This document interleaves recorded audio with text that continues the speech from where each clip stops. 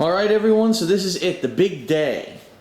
Today I'm going to attempt to make a pot of my famous family recipe, handed down through the generations, Italian homemade sauce. Yes. And I got stuff out here that doesn't belong out here. Trying to clean up the countertops a little bit so I have as much room as possible. I'm surrounded by ingredients. I really am. I'm surrounded by different things that we're going to be using to make the sauce, including a giant pot, various herbs and spices, different spoons and such, and of course over here, all kinds of ingredients that we're going to use to whip up not only sauce but some homemade meatballs as well. So, what I'm going to do is I'm going to basically prepare some of the ingredients that you need to get and toss into this pot in order to get a base, which basically the goal is going to be to coat the bottom of the pot with certain ingredients before you start actually adding the vegetable components that are going to be the meat of your sauce, so to speak. Okay? So I actually have right here, this is a notebook that is over a decade old. It's a notebook that back when I was moving out of my parents' house for the very first time, I believe it was like 2004, that I wrote down the actual recipe on how to make the homemade Italian sauce. Now obviously I'm not going to show you the whole recipe, and the goal of this video, or these videos, because there is definitely going to be several videos, is not to show you step by step how to make it, because let's face it, cooking is not exactly an exact science. Even though there may be a recipe, everyone's going to turn a recipe into their own creation dependent on their own personal tastes and how things turn out.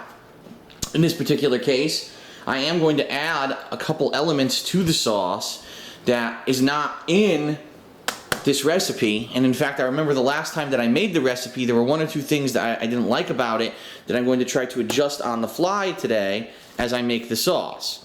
So the way that it works is that you basically prep everything. You're going to have to get chopped veggies, chopped salt pork, all different things, toss it into the pot, get the pot base going.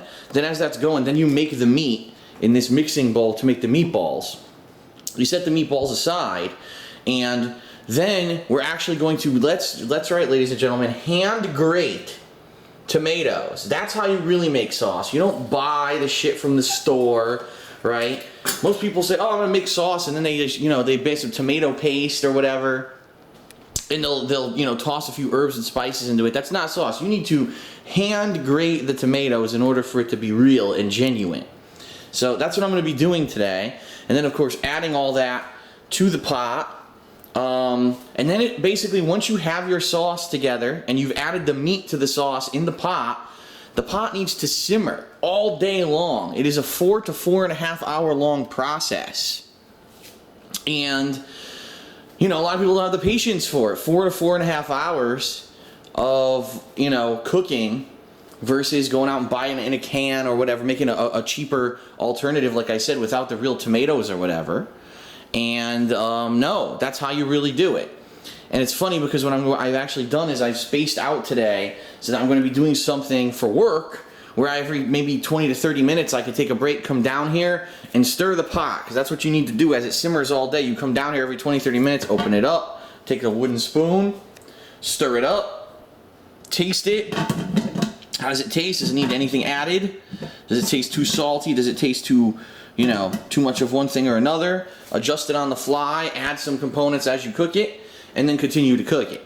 So that's how it's going to work today. We're going to set it up. It takes about an hour initially to set it up and to get all the components ready for it or into it. And then we're actually going to go ahead and have it start simmering.